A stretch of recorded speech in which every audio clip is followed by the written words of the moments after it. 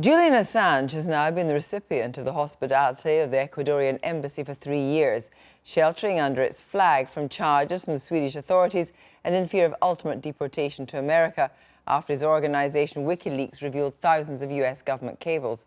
One of the ways he's been spending his time is commissioning the WikiLeaks Files, a series of essays from around the world on the impact of WikiLeaks on their countries. And it was about that, and that alone, they'd agreed to talk to another visitor from Newsnight, Nick Hopkins. Nick began by asking why there was the need for the book. Well, that's really interesting. It's the question I address in the introduction. Why is there a need to do this? Because in the newspapers, you've heard about WikiLeaks and several other publications over a number of years. So what possibly more can a book add?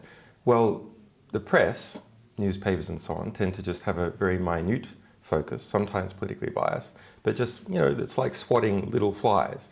And what we want to understand is the general relationships between the United States and other countries and how other countries work together. So does this reflect a sense of your frustration that WikiLeaks haven't been entirely appreciated yet? Well, in the academic sphere, something really interesting has happened. So if you look at the papers being published in Spanish or in the Asian languages or in the Slavic languages, there's about 30,000 references to WikiLeaks in court papers, in the ECHR, and in technical papers. But in the field of foreign relations, there isn't in English, and that's a real mystery. It's a mystery that I investigate and solve in the book.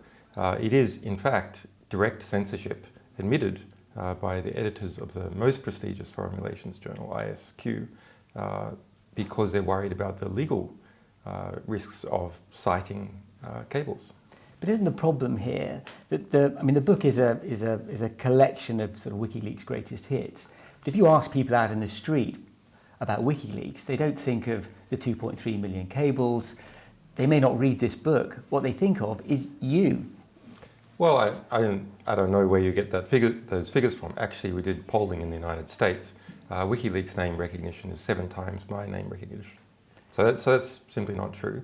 For the WikiLeaks itself, we've published now more than 10 times the number of cables as Cablegate, 2.7 million cables and 10 million other documents in total. So it's really something that's hard for single journalists to get their minds around in a story.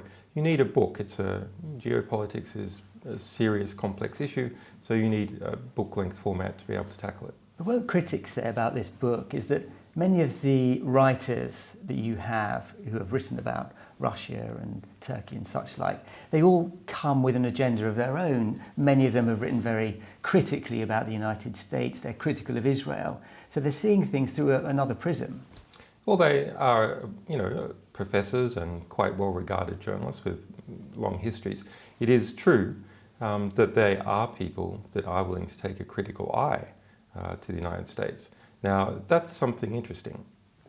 If you look at foreign relations academics in the United States, generally speaking, they're not willing to take that critical eye because they're close to the State Department, training students for the State Department or connected to it another way. So, interestingly, there's a limited number of people who have the knowledge of what the United States has been up to, or regional knowledge about foreign relations, and who are in a position where they can write honestly about a subject. But isn't it just possible as well that they don't see the conspiracies that maybe you see or some of these writers see? Well, this word conspiracy, I'm not sure why you're using it, is a word that's used to undermine people. But these are, professors of Asian studies and so on. These are serious people, and I think this is a serious book. But wouldn't it have been better to have got people of a more independent disposition to have written about WikiLeaks? Well, I got some of the people, and Verso, the publisher, got them as well. I think there's quite a good range of people. Interestingly, they're mostly Americans. They're not Russians or even Latin Americans, but they write about those subjects from a critical American perspective, but also in relation to the UK. WikiLeaks, just coming back to that earlier question, don't you worry that this gets in the way of the book, gets in the way of the message, gets in the way of the cut-through that you're seeking for WikiLeaks? This whole business around you, the Ecuadorian embassy. It does sometimes, that is true, and it is a concern sometimes. On the other hand, sometimes it can be used to draw attention to issues that we want attention drawn to. And sometimes there's overlaps, and the overlaps are fascinating. For example, the overlaps with Latin America and the overlaps here with the United Kingdom. I just want to quote to you our section on Europe, which is one of the strongest sections in the book, on Cameron and Haig and George Osborne. This is a direct quote from one of our cables. It's reported by the US ambassador writing back to Washington. Haig said he, David Cameron, and George Osborne were children of Thatcher and staunch Atlanticists. America is the essential country. Haig said whoever enters 10 Downing Street as Prime Minister soon learns of the essential nature of the relationship with America. We want a pro-American regime. We need it. The world needs it.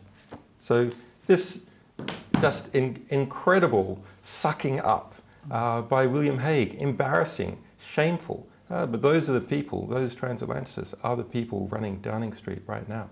Mr. Assange, would you have done anything differently over the last 3 years? Sure, thousands of little things. But in terms of the big things, it's quite hard to see what difference there could be. Go to America, face your critics. It's interesting. It's a bit like foreign relations to a degree. You often wonder how much of everything is a forced move on politicians, that they simply had no other choice, and how much could they simply decide to act in a slightly different manner? Did they make conceptual mistakes, or were there multiple options that they didn't choose? That's a very interesting question that I've dealt with for, I suppose, 10 years now, and we see foreign relations specialists dealing with all the time. Mr. Assange, thank you. Thank you very much.